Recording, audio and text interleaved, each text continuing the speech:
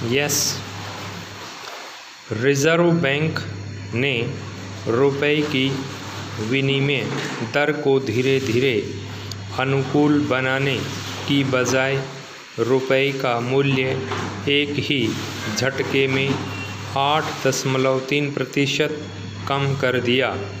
इसके कुछ ही समय बाद 11.3% की और कटौती हुई। इससे डॉलर का मूल्य 25.6 रुपये से घटकर 21 रुपये हो गया।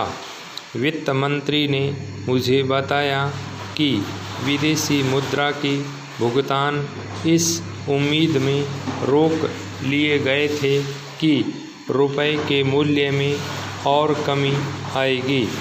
इस कारण उन्हें यह कदम शीघ्रता से उठाना पड़ा। डॉक्टर मनमोहन सिंह ने घाटा कम करने की भी एक योजना बनाई। इसके लिए उन्होंने खाद्यान्न, उर्वरक, पेट्रोल वगैरह पर सब्सिडी में भारी कटौती की।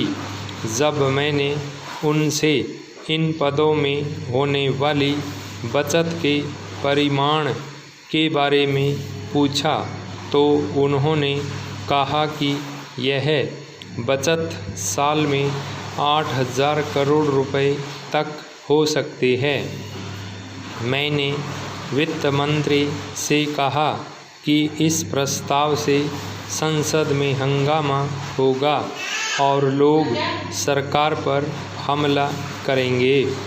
डॉक्टर मनमोहन सिंह ने कहा कि संकट से निपटने के लिए उन्होंने राष्ट्रीय सरकार की मेरी सलाह की प्रशंसा की थी, क्योंकि लोकसभा में पूर्ण बहुमत वाली कोई भी अकेली पार्टी स्थिति की कठोर वास्तविकताओं का सामना नहीं कर सकती थी और न ही आर्थिक सुधारों के लिए कठोर उपाय कर सकती थी।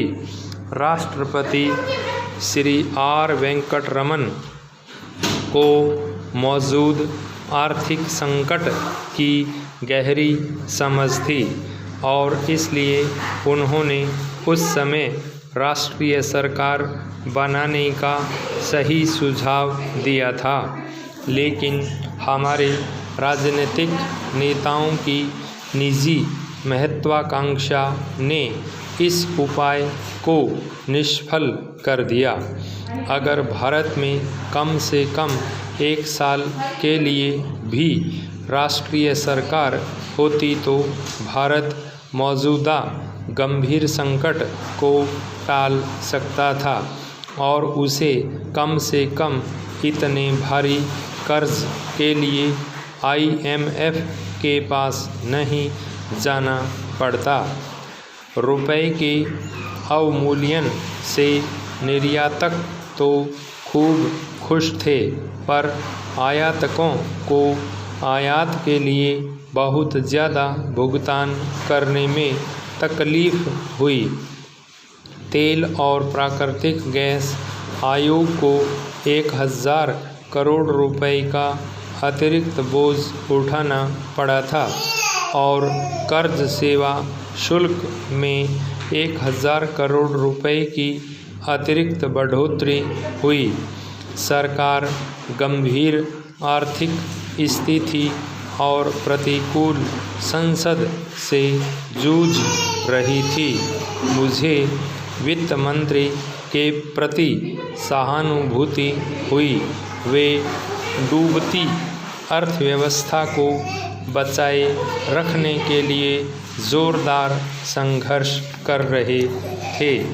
उल्लेखनीय है कि जब चंद्रशेखर सरकार ने देश के बाकी हिस्सों के साथ पंजाब और असम में भी चुनाव कराने की इच्छा जताई थी, तो मैंने आग्रह किया था कि इस फैसले पर पुनर्विचार कर लिया जाए।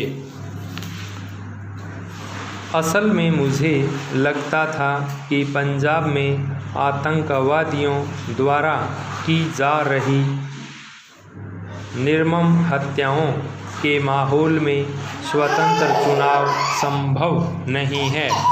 जब मंत्रिमंडल ने अपने फैसले की दोबारा पुष्टि कर दी तो मैंने संविधान के अनुच्छेद 74 का पालन किया और आदेश जारी कर दिए।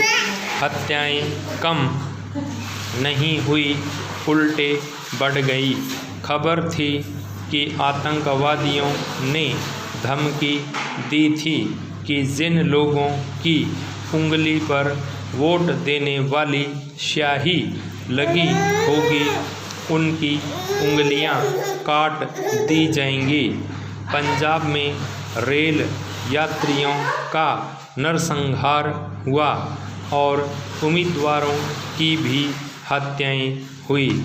इसके बावजूद चुनाव की तैयारियां चल रही थीं क्योंकि प्रधानमंत्री चंद्रशेखर चुनाव कराने पर आमादा थे।